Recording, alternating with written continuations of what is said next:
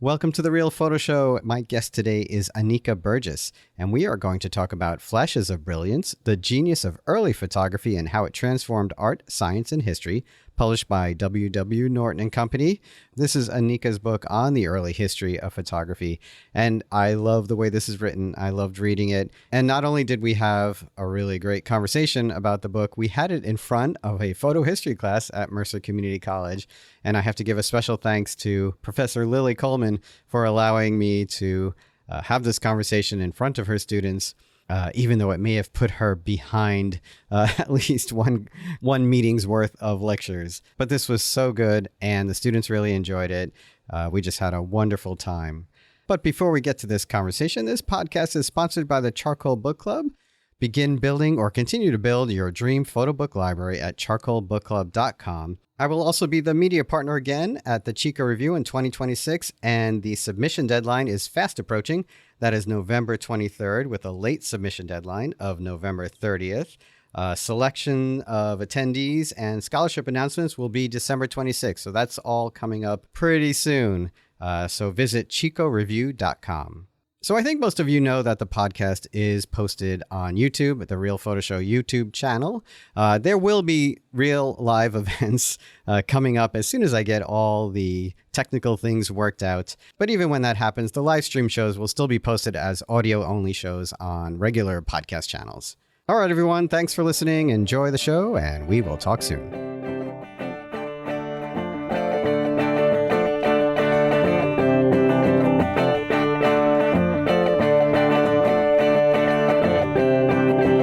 Anika Burgess, welcome. Welcome to our photo history class and Real Photo Show. Originally we were going to do this at the JKC Gallery, but instead of bringing everybody to the gallery, we thought this is so appropriate for this class. So welcome. Great. Thank you so much for having me. I'm very excited to be here. Yeah. So Anika Burgess is a writer and photo editor. She has been published in the New York Times and Atlas Obscura. Anika has won a front page award from the Newswomen's Club of New York and has presented at Photoville New York. She holds degrees in law and history from the University of Sydney and qualified as a lawyer before changing careers to journalism. Anika lives in New York with her husband, son, and an obstinate schnauzer called Sigmund. I don't know how my dog would feel about being characterized in that way, I have to be honest. I grew up with schnauzers. I think that's perfectly legit. Oh, then you know. Yes. So, Anika, why don't you just tell us a little bit more about your background and that switch from law to journalism, and then we'll move on to the book. Yeah, absolutely. So, as you said, I did study law at university. I did a dual degree where I did a law degree and an arts degree where I majored in history and performance studies. And I always loved history. I was always drawn to it. And then I followed the law path for a short while before realizing it was most definitely not for me in any capacity. And so then I changed careers in my mid-20s. I actually did a short course in photo research in London. I was living in London by this time. And the tutor of that course was the photo editor at Penguin Books. And I was lucky enough to then go and work with her. They were at the time rebranding the Penguin Modern Classics series. So all of the most extraordinary 20th century authors were being redesigned in the book covers, and they needed some assistance with the photo research and the photo clearances. And so, of course, I jumped at the opportunity. I went from a fairly gray corporate environment to working at a publishing house. And I've always been obviously an avid reader, so it was a very exciting transition. And then from there, I became a freelance photo editor, and I always kept on an interest in history and books and photo history. And then moving to New York, I began also then writing about photography at Atlas Obscura. And then I began freelancing at the Times. I worked on an initiative called Past Tense, which was a program, I guess that you could call it a process whereby all of the prints in the New York Times archive were being scanned, and our job was to tell stories from those prints. And around that time was when I started working on this book. And I always found photo history so fascinating. And it seemed to dovetail really nicely into my background and what I did. And that kind of brings us up to the present. But I feel like I'm compressing kind of 7 years of research and writing. The span of going from lawyer to doing copy legal work to becoming a photo history expert? I mean, yes, that's go ahead. Yeah, I was going to say it took a lot of reading. It took a lot of time. I didn't spend very long in the legal sphere. I think I realized quite quickly it was definitely not going to match my interests or my skill set. And then in terms of, working on this book, it sort of happened in a way that was unexpected, in the sense that I found a photo of a diver, underwater diver from the 1890s. In fact, I have it right by my desk, and it's in the book. It's in Flashes of Brilliance. Yeah. And I was Bhutan. Yes. Bhutan, exactly, Louis Bhutan. Yes. And then online, it's misattributed to various people. It's misattributed to various years and various processes. And of course, he wrote a book about it. So I went and read the book, and I realized that there was some extraordinary experimentation happening in early photography in the 1890s. It was staggering to me that it was possible to bring a camera underwater at this particular moment in time. And that was the jumping off point to read more about photo history and to understand that really, it was more innovative. It was more exciting than perhaps some photos may lead you to believe. There was certainly a lot of very outsized personalities involved. And then the more I read, the more I was drawn particularly to primary sources, to old photo journals, where there was lots of debate and gossip and contentious events happening. And it really kind of cracked open to me the idea of telling the story of early photography through the lens, pardon the analogy, but through the lens of all the innovations and experimentation that was happening at this time as well. And that is, I played a clip for the students for the photo history class that you're a part of right now. And I said I could have played the beginning of any chapter, because that is your lead-in many ways. The chapter is, you start a lot with the character of these inventors and the excitement and the exuberance, but also the angles that they had, because it was also a business. And one of the things that photography is an incredibly repetitive history. The history of photography is incredibly repetitive, right? It's sort of invention and making that more accessible and figuring out how to make a living, and then competing with others about it. And all along the way, the thing that I think stands out to be the most and is handled beautifully in this book is the idea that because of photography's descriptive power, it's constantly being debated about the accuracy and truthfulness in the way you work in photography. And does it need to be accurate and truthful? And is it okay to try something new? And then there are poets and critics who are just constantly coming at photographers the whole time. It's so very interesting. And I think that's what's great about this book, is that there's such fascination and energy to that storyline. Thank you. I mean, I think so too. And I think the vehemence with which some people were arguing about what photography's role and position should be within the arts, the really angry, I'm going to say the angry editorials that were printed in regards to how photography should simply document and record a scene. It should not be used to create an allegorical scene, create something from anyone's imagination. This was not the correct and proper use of photography. I mean, these were arguments that went on for years, and that were like I said, really imbued with emotion and passion and like I said, anger. It really is a fascinating element to it, because it was starting so early. This was sort of the 1850s. Right off the bat, right? Yep. Yeah. From the jump, there's debate, but also, and maybe you can tell us a bit more why you think this is so. As soon as photography is invented and practitioners start to think of the different ways it should be used. And of course, it's a science art from the very start. Mm-hmm. The critics and the poets and the writers of the time, they're constantly trying to put it in a box. This mm-hmm. is what it is. And so why do you think that is?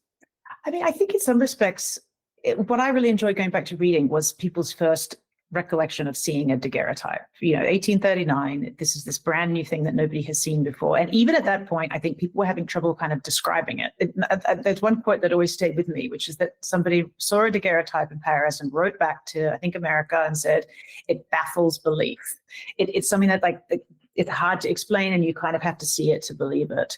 And I wonder if that plays a part, this sense of like, what is it that we're looking at? Oh, well, you know what? It is drawn from science, as you said, and often the daguerreotype was said to be a drawing from the sun. It was the sun's light that acted with the chemicals. So really, there was no human involvement really. And so it took on this role of becoming something that was purely scientific. And I think maybe that those two things coming together caused people to want to categorize it in a certain way. I mean, in exhibitions, it was categorized as a mechanical art. That's right. Yeah.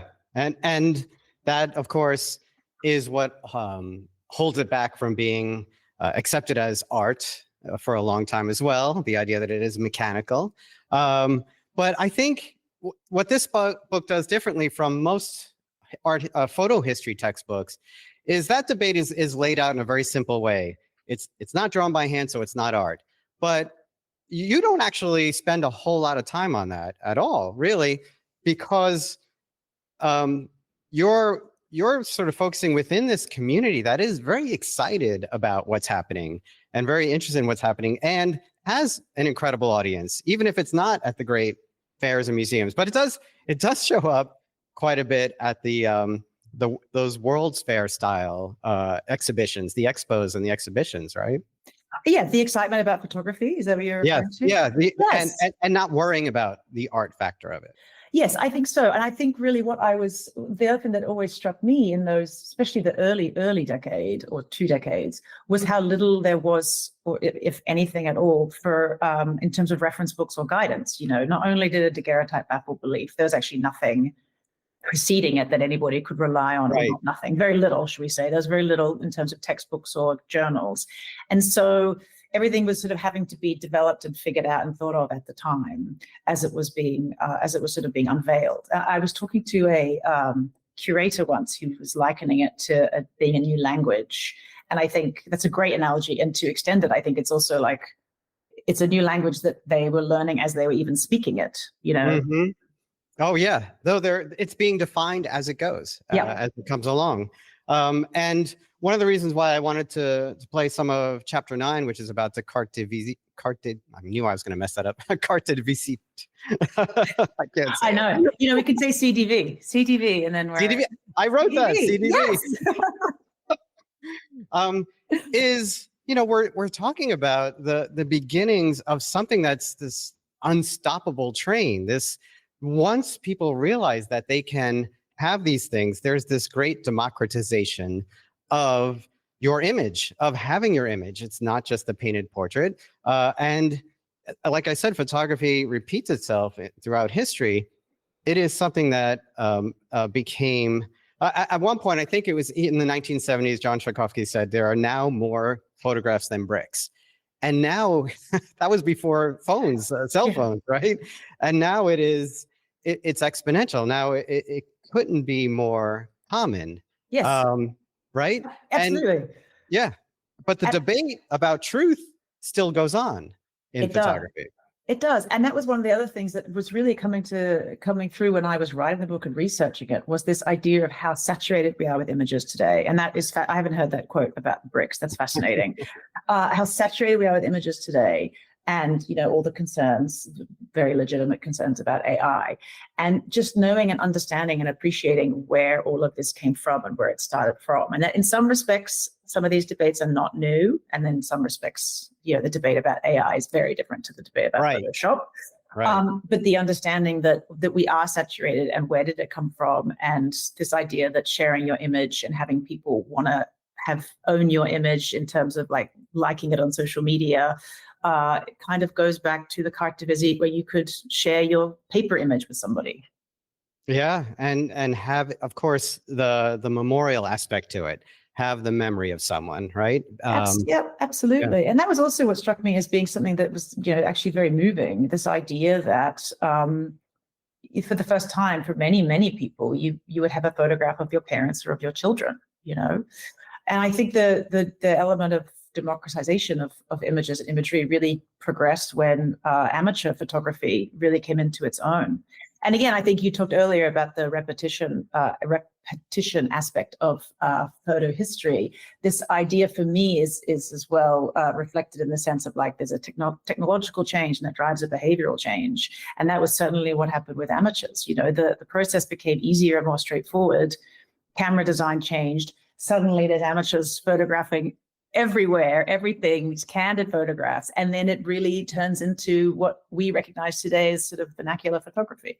That's right. There's, of course, Kodak and the great history of Kodak. And that is the first really portable celluloid-based camera that becomes popular. And then moving on to the Leica, 1923, I think, right? The Leica. Yes. Yeah, which is even not just more portable, but more professional in a lot of ways. Yeah. And that's the moment that I really loved. You know, in the book on the chapter in Flashes of Brilliance on amateur photography, I talk about Alice Austin, who was this extraordinary, prolific amateur in the sense that she didn't get paid, but she approached it like a professional photographer in the 1890s and actually onward. She photographed for decades.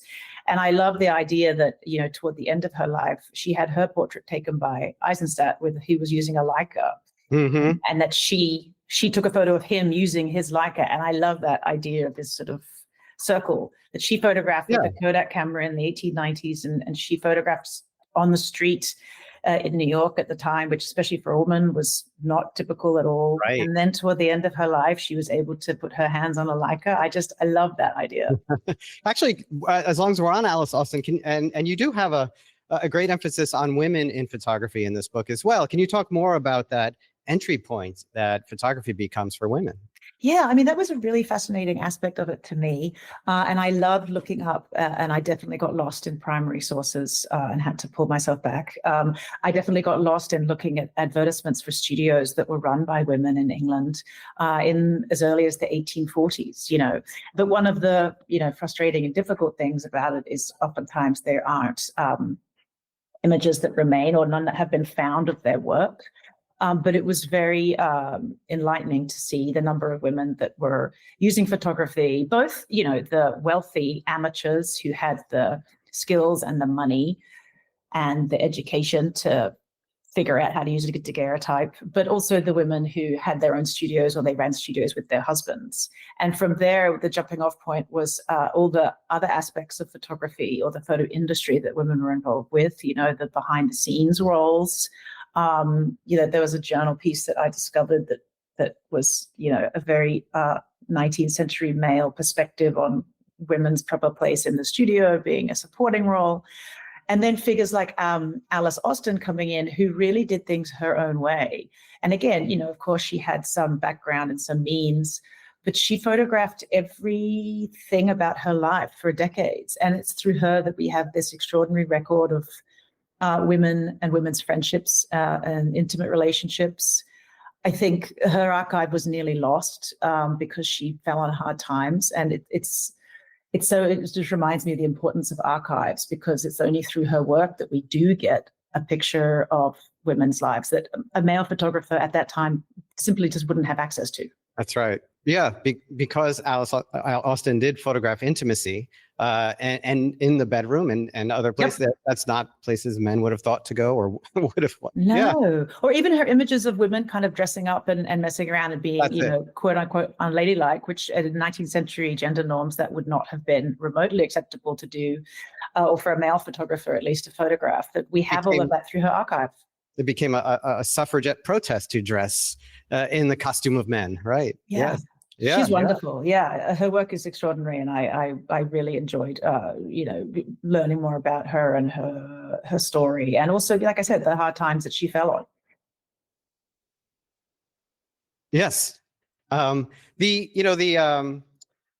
thing about the democratization and being accessible to more people and also not as just collecting photography, but as photographers, also leads to the more carny aspect of photography, the swindler aspect of photography.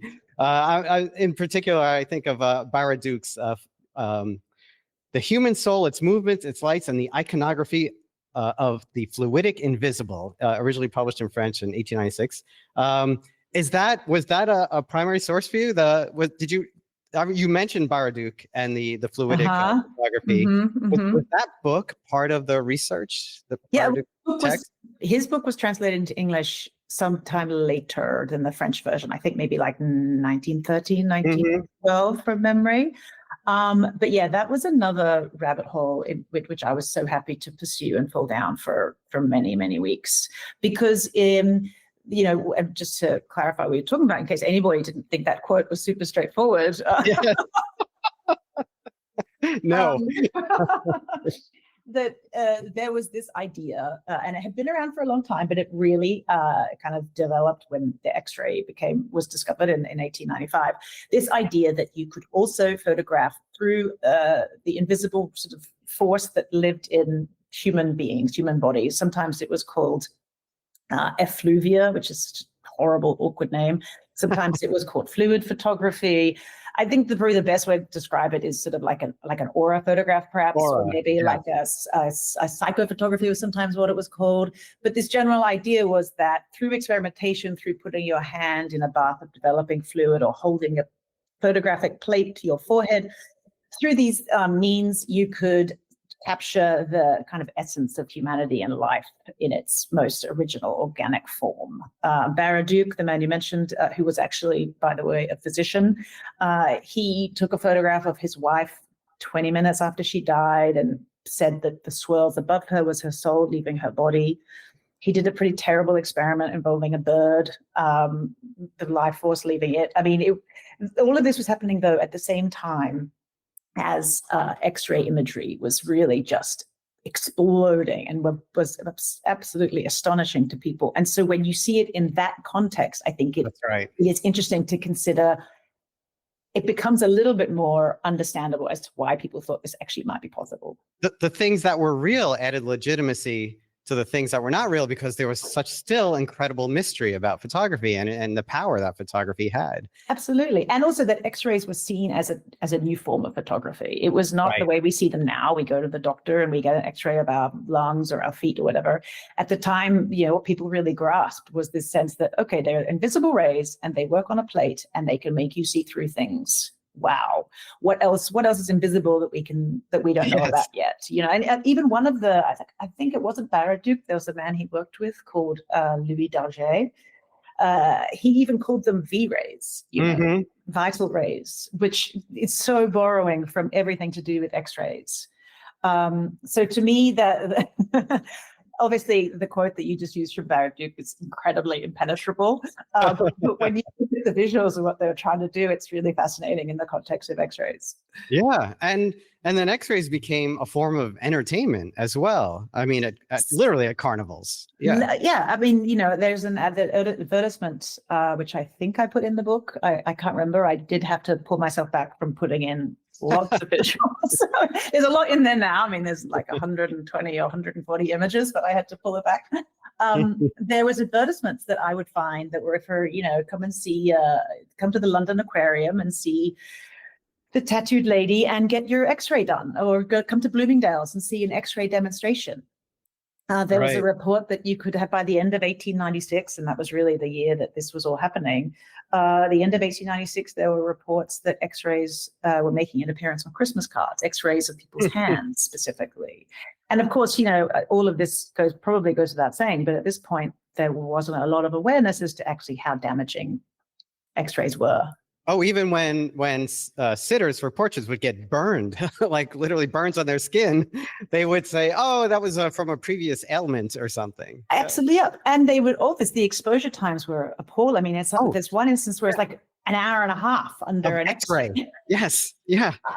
It's really wild. And at the same time, on the flip side to that, when it wasn't being used on sort of humans, that they were being burned and they were suing photographers, there were others that were experimenting with X-rays to create some really beautiful images of things like the contents of a purse or something. There was some really, it was sort of being treated in a way as a new form of art as well. Right. Yes, and we can. I don't think we can ever talk about the persistence of the value of the descriptiveness of photography and all the good that it brought, without also talking about the bad that it brought as well. With photography came this idea that you could have predictive ideas of behavior or personality or intelligence, which went along with phrenology at the time, and the power that it had, of course, in assisting with colonialism. And I want to get to Muybridge, but just to comment on that aspect of photography. Yes, there's a chapter in the book that looks at medical photography and sort of photomicrography, so photographs through a microscope, and how they were the earliest examples of medical photography. And that aspect, I do touch a little bit on, the use by early eugenicists of photography as a way of sort of this like complete bogus classifications. And also the work of Hugh Diamond, who was a psychologist, psychiatrist, who took photo portraits of women that were in his care in mental institutions, none of whom would have consented to having their portraits taken by him. He was purporting that this was a way of treating women because he showed them the images. But he also used them in exhibitions. He also exhibited their work, their portraits, as, I guess you could say, as art, or as things to look at. It's kind of exploitative. It feels exploitative, right, obviously, to us. And so there is certainly this aspect to photography in this like pseudo scientific sphere that really does not at all sit well. Mm-hmm. Yeah, and part of that discovery, of course, becomes really to this day the history of photography as exploitative, and not necessarily redeemed, in the all through the 70s and 80s. And I don't think it was really till the 90s that we started to have much better serious conversations about those things. Yeah. By the way, just a side note, same with x-rays. Wasn't it until not till the 60s that the medical community started wondering if we were killing people? Well, here's what's extraordinary about x-rays. So they did realize, the earliest account of x-ray burns that I found was sort of the spring of 1896, but the actual direct link took a very long time. And in the meanwhile, practitioners died horribly. With their exposure. But yeah, right, by the 1960s, there was still what they called footoscopes, where you basically went to get an x-ray of your foot when you went to get a pair of shoes fitted, which started in the 1890s. They were like, this is a great idea, let's do this. Yeah. And there was accounts in the Times in the 1960s saying maybe we shouldn't be doing this anymore. Right. I want to talk about Muybridge in two different ways. The two different aspects of Muybridge. We all know Muybridge's animal locomotion studies and the revelation that hooved animals had all 4 feet in the air galloping, and how it even changed art and photography. Consistently changed painting, as in terms of description and accuracy throughout its history. But the thing that's really fascinating about this book is you also have this other source material that talks about the lives of these photographers. And Muybridge, in general, had one of the most interesting lives in photography. And I mean, in terrible, terrible ways as well. Yeah. And I don't know if we should spoil it by saying it. But I think, let's not, but we can say he was certainly one of the more, he definitely was sort of a larger than life. I guess that's well, you know what? I'm not even sure that's how I would phrase it. Muybridge is someone who I feel have like very conflicted attitude towards. Yeah. Right. His treatment of others, his history, what he did, and I guess you could say got away with. Right? Absolutely. Yeah. And even when he became successful with his motion studies, which he started with horses, moved on to other animals, moved on to people, the ways in which he framed all of that, the ways in which he promoted it. I mean, on the whole, if I was to pick a favorite character in my book, he's not one of them, but he is without a doubt. But in terms of his achievements in motion are extraordinary, and so and it is well worth spending a lot of time in the archives reading about him and reading the reports of the journalists who were there when he did those very first experiments with the tripwires, Right. figuring out, do horses take all 4 feet off the ground at the time? That really speaks, I think, to what I was truly trying to get to with a lot of this book, which was the just excitement of trying something, Yes. trying an experiment and seeing if it would work. Yeah, and the flawed characters that are part of this story as well. I always think towards the end with Muybridge's nude locomotion studies that at some point he was just like having fun. Like at some point he was just being voyeuristic. Oh, without question. I mean, there's a wonderful Martha Brown she's done extensive research on Muybridge and Mary, and she says the same thing. Yes. She says the same thing. This sense of like, he was just kind of like creating scenes he wanted to see. Yeah. And the other sort of great story and history that most photography students know and most photographers know is Carlton Watkins, who had this incredible love of the Western landscape, but it also a very problematic idea of what that means in terms of discovering. You're not, not discovering, but actually photographing lands that people had roamed for thousands of years. But at the same time that you're photographing something you love, you're inviting the destruction of it in so many ways. Yes. And, it's been noted by many historians that Watkins's images are obviously devoid of people. And I think that, he was coming to Yosemite in, I think, 1861, and in the 1850s, there had been this program by the US government to remove Native Americans from the Yosemite and obviously other areas in the West. There's definitely both aspects to consider with his work. We hold it up as this great work, which it is. It's an amazing work that took incredible invention and fortitude to make as well. Right. It's a question of sort of holding both aspects to it. Right. And understanding, what I found interesting is when I was do a lot of background reading to being in San Francisco in the 1850s and what the atmosphere was like there at that time, and really delving into that world that he was entering into as a boy from a small town in upstate New York, and his trip across through Panama. To San Francisco to start on this whole new world. It was kind of extraordinary. And the incredible tragedy, and not only Carlton Watkins, but the tragedy so many photographers had towards the end.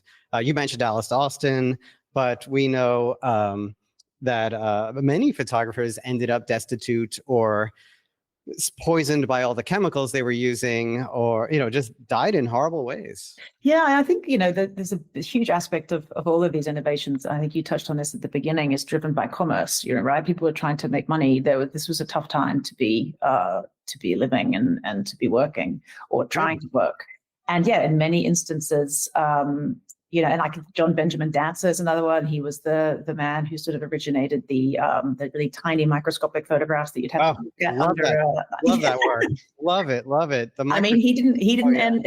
He had quite a sad ending as well, and I think he actually lost his eyesight, as did Watkins, as you mentioned. Right. Watkins lost his eyesight. So there's a lot of ups and downs in a lot of these stories. Yeah. So we didn't really talk about Relander and Henry Peach Robinson, but that's a fascinating part of photography in terms of that beginning of manipulation, the idea of manipulation, and the idea that it was criticized for attacking that sort of truthfulness of photography at the same time. Yeah, and this sort of gets to, I think, what you were talking about in the beginning, the idea of trying to define photography as being one thing only. And Reislander in particular, but also Robinson, were two that felt that photography could be more than what actually Robinson, my favorite quote from Robinson, said, photography doesn't need to be a dull recorder of uninteresting facts. And, he created Fading Away, which is a very famous scene of a girl on a deathbed, her deathbed, and she's surrounded by her mom and her sister, and there's a guy who I always thought was her dad, but might have been her fiance. Who can say? There's a guy there, and he deliberately chose that scene because he knew that it would provoke feelings in the viewers, because this was a time people were dying of tuberculosis. He wanted to make it clear she was dying of tuberculosis. He was deliberately provoking people into feeling something with that image. which I think is such an interesting revelation and so surprising. And again, this was one of the things I was thinking about. If you think about 19th century photography, you may not think provocative, but that was provocative. Very much so. And equally, Reislander, who created the work Two Ways of Life with his 30 plus negatives that he assembled onto this vast print that showed this allegorical scene of vice and virtue, of the two paths you can take in life. And in pursuance of that, there was nudity in the vice aspect of it, because he was looking at licentiousness and gambling and adultery. In that aspect, he was also being provocative, not perhaps as intentionally as Robinson, but he wanted to display an allegorical scene, and this was the way to do it. And if you can have nudity in classical art, why not have nudity in a photograph? Right. But that was a really huge problem. Talk about angry editorials. My goodness, there's a lot of people that were really mad about. In fact, they were so mad that one of the societies in Edinburgh refused to display that print at the exhibition one year because of the nudity. It's a lose-lose situation. You're manipulating photography, being criticized for taking away its accuracy and truthfulness, and then having nudity in a photograph is too accurate, and that also cannot stand. That's exactly right. Yes, and Thomas Sutton was a figure that kept popping up in my research, and he was an editor of a journal, and he had very specific views on photography that he really had no problem in blaring out to the world. And you're exactly right. He said that they were. He even said that the models were. I can't remember the word he used, but he was very disparaging of the women that chose to pose for Reislander, because he said it was too honest, but at the same time he said it's fake. So there's a lot of contradiction and confusion going on. But then we have to remember, at this point, photography is still only 20 years old. That's right. That's right. Let's wrap up this way. What do we have? 5? What? Okay. Who is this book written for?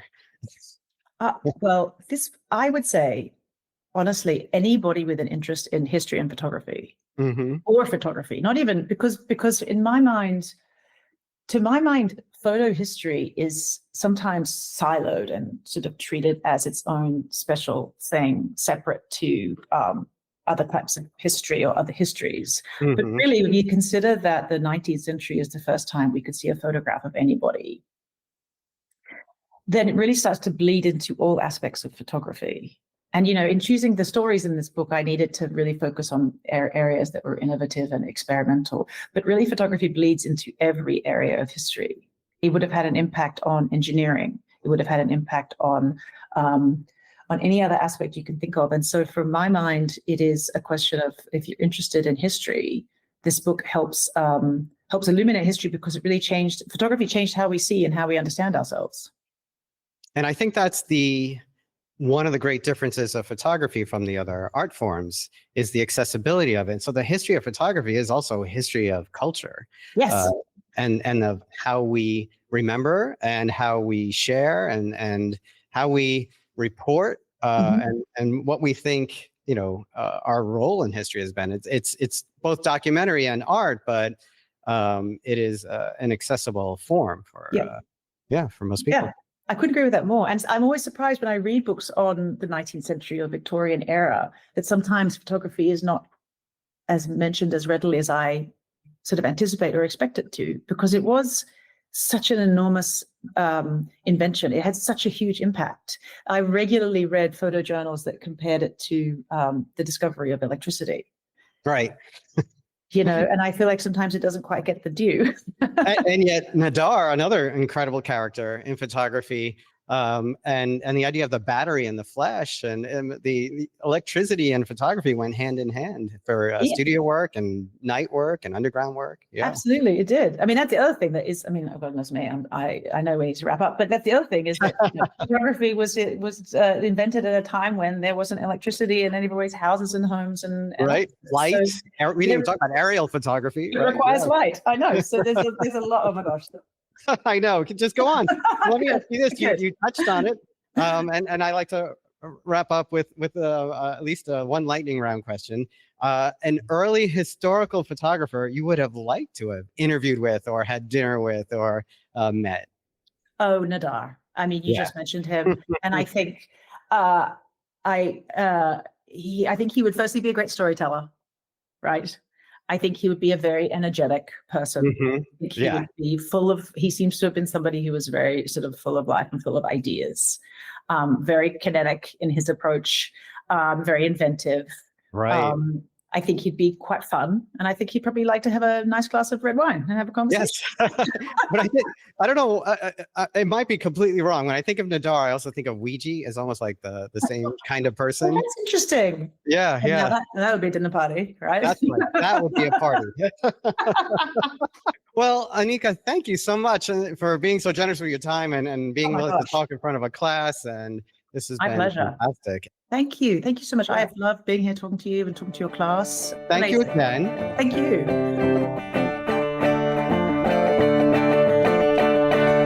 Real Photo Show is produced by me, Michael Chauvin-Dalton. Music by Matteo Chauvin-Dalton and Jim Raimundo. If you like the show, please rate and review with all the stars on your listening platform.